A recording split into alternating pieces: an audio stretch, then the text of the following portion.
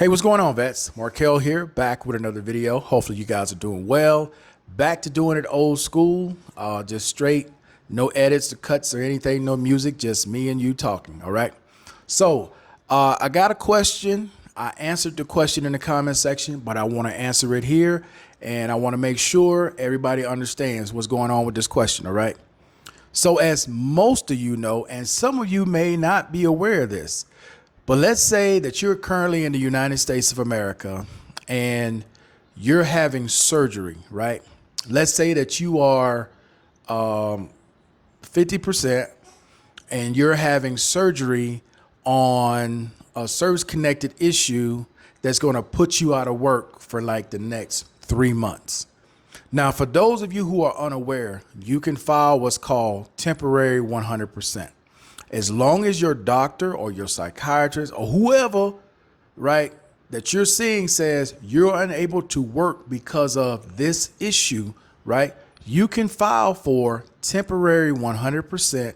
They will fill out a form giving a range about how long you're going to need to be out of work or whatever it is you're doing, and they will pay you. Now, it's not automatic. It takes time to go through the system like anything else you put in with the VA because it is a claim. But they're going to pay you at the 100% rate up until the date the doctor says you should be able to go back to whatever it was you were doing prior to them moving you to 100%. Okay? Hopefully that's clear for everybody, all right? So I'm going to repeat that again. If you're having surgery and it's a service-connected issue, you're going to be out for a while. You won't be able to work. You won't be able to do anything. You can file for what's called temporary 100%.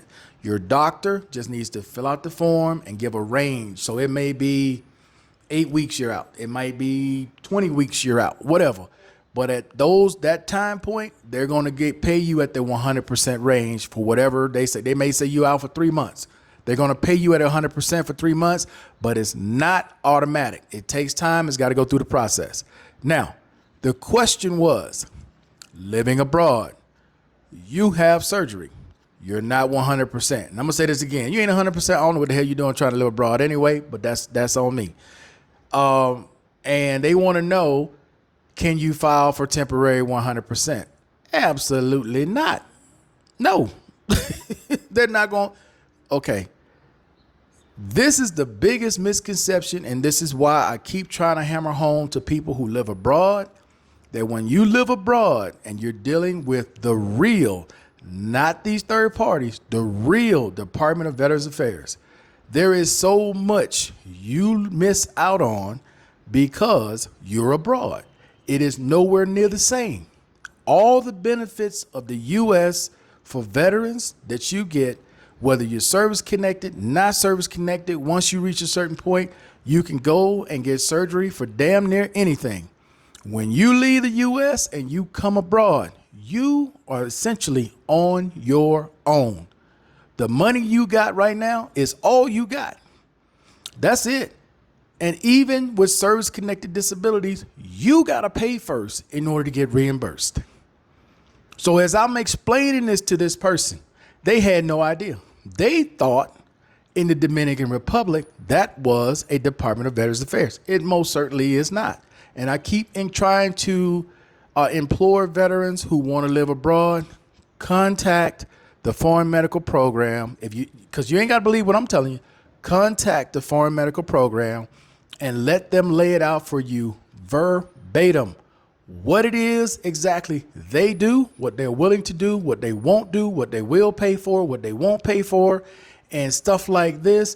Filing for temporary 100%, you're not going to get that abroad. No. The only time they even pay for travel is when you go into a CMP exam. That's it.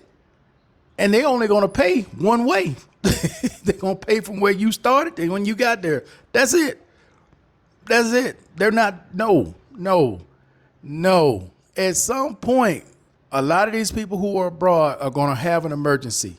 That's when it's going to hit. And it's an unfortunate thing because there's so much misinformation out there for veterans when it comes to living abroad that they simply think they're going from one VA to another VA. No, you're not. A lot of the benefits there are U.S. and U.S. territory. When you outside of that, you are on your own. That's why I try to tell you all. I try to put it out there.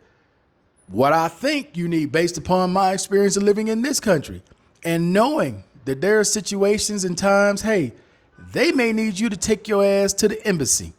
Well, just like with me, I'm 45-minute flight from the embassy. That's something I got to come out of pocket for. They're not paying for that. Not unless they request I go there to pick up some documents or something. I'll get reimbursed. And again, I got to pay to go first. Then they pay me back.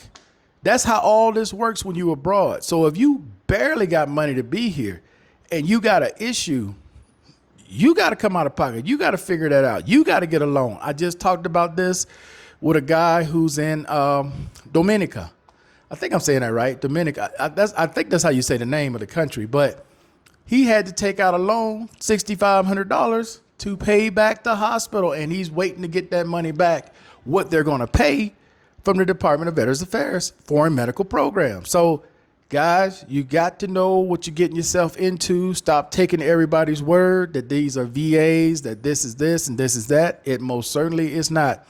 And the worst thing that's happened to a lot of these people who come here is that they realize this stuff last minute and then think, oh, shit, how I'm going to handle this? Because it's not the States where you can just call. Regardless of where you are, they're going to come pick you up. They're going to take you to the hospital. They're going to see you. Doesn't matter where you are. They're going to come get you. They're going to get you help. They're going to see you. Here, you ain't got no money. I don't know what to tell you. I don't know what to tell you. Like I did the videos showing people about, telling people about Red Cross and some of these international programs. But again, that's based upon availability. If there's no availability, they can't do nothing for you. So be careful, man. Be careful going abroad. Even if you're going on a visit and you know you have issues, but you're going for a visit, you need to be prepared. You need to be prepared. And if you're going to buy health insurance, for a lot of you guys, I would suggest you buy health insurance that pays zero deductible because it's going to be expensive going abroad and you already got conditions. It's going to be expensive. And if you get a condition and you ain't got the money, at least if you get health insurance with zero deductible, they can handle it right there. But if you go trying to get the cheapest, the $25, the $30, okay, that comes with a large deductible that you got to pay first before the insurance step in. And then when they step in, they want to see exactly what it is, just like a car, what they're going to pay for, what they're willing to pay for, and what they're not. So, okay, guys. I mean, I keep getting these questions because people are running into issues. And again, there's a lot of misinformation out there when it comes to veterans living abroad and the type of health care you can actually receive. All right, guys. So that's it for now. Hey, I appreciate everybody watching as always. Until the next time, guys, I am out of here. Peace. Enjoy the rest.